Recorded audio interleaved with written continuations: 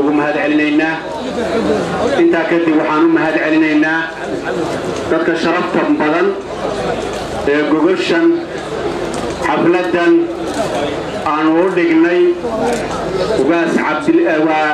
maxamuud ugaas cabdilaahi ciise nagala soo qayb galay noogu yimid waxaan leenahay waad mahadsantihiin aad iyo aad baad u mahadsantihiin waa idin soo dhawaynaynaa sidii garaad Salebaan sheegay waa idin jecel lahay waa ugaaskiinnii waa doorateen aad iyo aad baad ugu mahadsantihiin ilaahayna waxaan idinka baryaynaa inuu idin barakeeyo guryihiina nabadqab idinku geeyo ilaahay saasaan idin weydiinaynaa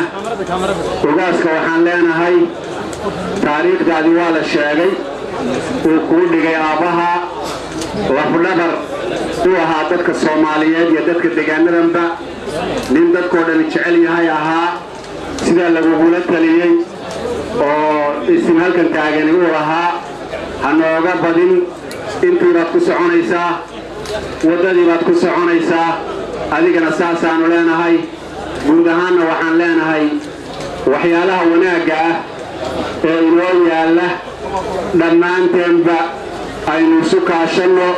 aynu gacmaha isu qabsanno wixii khayr aynu ka wada shaqayno wixii sharna aan ka wada hortagno aad iyo aad baad u mahadsantihiin asalaamu calaykum waraxmatullaahi wabarakaatu